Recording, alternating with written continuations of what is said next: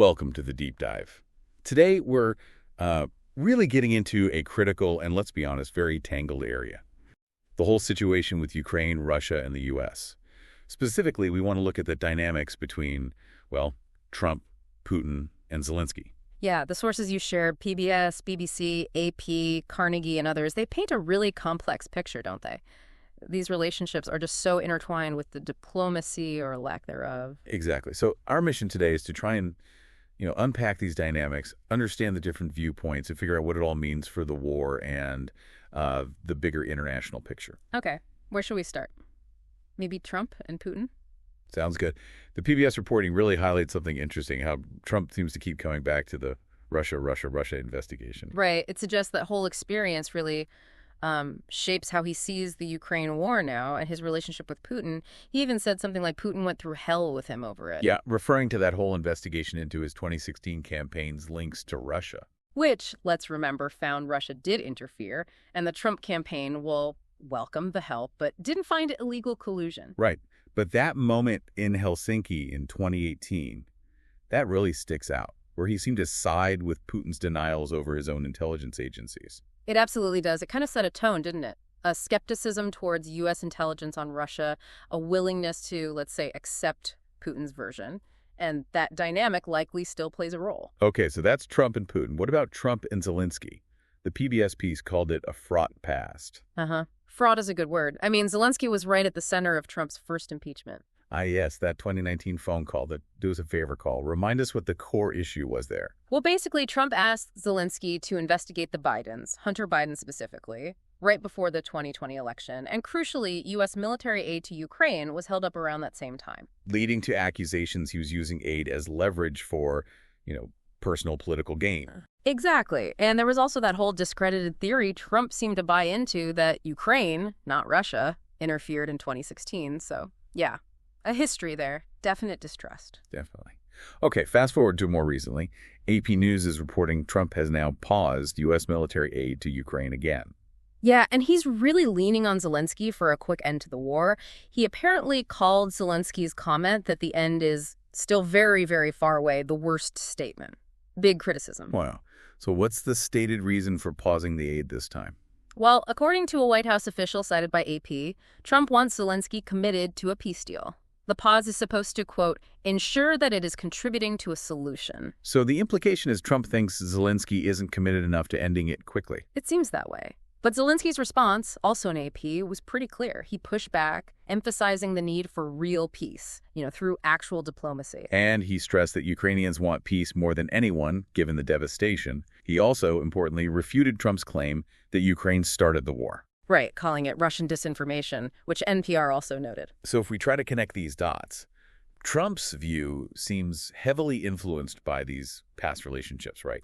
The Russian investigation, the impeachment stuff with Zelenskyy. Yes, absolutely. And that idea of a kinship with Putin that PBS mentioned seems to fit with what the Carnegie Endowment analysis suggests. What's their take? Carnegie argues Russia is essentially playing along with Trump's desire for better relations. Playing along to achieve what? Their own goals. Primarily dominion over Ukraine and weakening U.S. influence in Europe.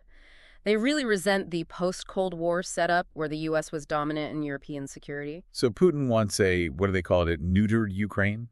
Exactly. Vulnerable to Russian influence. And they see Trump's skepticism towards alliances as a chance to drive a wedge between the U.S. and Europe. Maybe even using things like narrow trade deals, especially on energy, to get sanctions relief and split the West. But, and this seems key, Carnegie also says Russia sees Trump as mercurial. Right.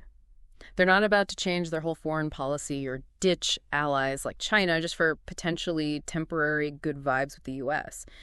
It's strategic opportunism, perhaps, but within limits. So they see an opening, but they're cautious. Seems like it. I mean, Kremlin spokesman Peskov did say the new U.S. administration's shifts largely coincide with our vision, but that doesn't mean they're betting the farm on Trump. And on the ground, BBC reported Russia isn't willing to accept Ukraine's call for even a 30-day ceasefire, right? They want to talk root causes, meaning their original demands. Yeah, those demands haven't really changed. And that recent call between Trump and Putin. Putin agreed to pause attacks on Ukraine's energy infrastructure, but Crucially, not a full ceasefire. A partial concession, maybe? But it also signals Russia is talking directly to the U.S. again on a high level, after being somewhat isolated. Definitely. They also discuss the Middle East, global security. It suggests Russia sees a path back to, well, big power dialogue with the U.S. Okay, let's pivot back to Zelensky's perspective. What's his main message amidst all this pressure? Well, as AP keeps reporting, it's consistently about achieving real peace through serious diplomacy, ending the war as soon as possible, but not at any cost. Understandable, given the sheer human cost for Ukraine. And he's been firm on refuting Trump's claims about who started the war. Very firm. And on the election issue, too, Trump brought that up, right? Questioning why there haven't been elections. Yes. How did Zelensky respond to that? He explained, quite clearly, according to AP, that Ukrainian law actually bans elections under martial law. Ah, okay. So it's a legal thing. It is, and he said elections will happen once martial law is lifted. He also pointed out the huge practical hurdles, millions of refugees abroad, soldiers fighting, the risk of Russian strikes on polling stations. It's just not feasible right now. Makes sense. Okay, so all these dynamics between the leaders. Yeah. What's the ripple effect on U.S.-European relations? That seems like a major point of concern. Oh, huge concern. The Ukraine diplomacy source used phrases like significant concern and negative reactions among European allies about Trump's approach. Strong words. And the EU's top diplomat apparently called some U.S. moves appeasement and condemned Europe and Ukraine being excluded from potential talks. That's really blunt language. Wow, appeasement. That really signals deep unease, doesn't it?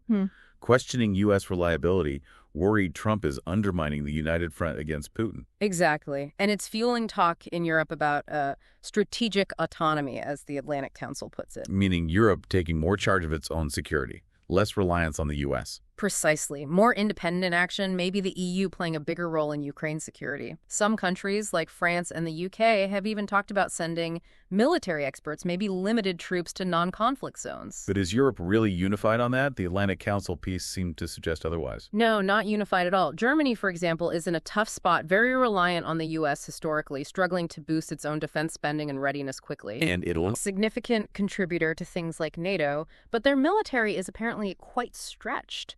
Spain thinks talk of peacekeeping forces is premature. There's no consensus. So, a lot of internal debate within Europe, but some are pushing hard. Oh, yes. The Baltic states are pushing for immediate action, more defense spending across Europe, speeding up Ukraine's EU membership. Though they still value U.S. ties, Poland, interestingly, is apparently even questioning if it's worth engaging with Trump's people right now. So much uncertainty there. Okay, let's try to synthesize this. We've covered a lot of ground. Yeah, it really comes down to these deeply tangled personal histories and current interactions between Trump, Putin, and Zelensky, doesn't it? It seems so. Trump's past issues, his unique way of dealing with Putin and Zelensky, it's clearly driving his actions now. And that's causing friction with Zelensky, obviously, but also real anxiety among European allies. Meanwhile, Russia seems to be watching all this, maybe trying to exploit the situation for its own long-term goals that neutered Ukraine idea, weakening the West. And the pause in U.S. aid just adds another layer of intense pressure on Ukraine. It's a volatile mix. Definitely. So, wrapping up this deep dive, it really leaves us with some, well, pretty big questions to think about, does it? It really does. I mean, you have such different views on how this war even started, what the end goal should be, how to get to peace. Right. And with the U.S. approach seemingly shifting, what does that actually mean for Ukraine's sovereignty down the road and for European security overall? Yeah, can Europe really forge its own independent security path if it needs to? And how will these three leaders, their decisions, their relationships, continue to shape this conflict? Lots to ponder. It's certainly far from over.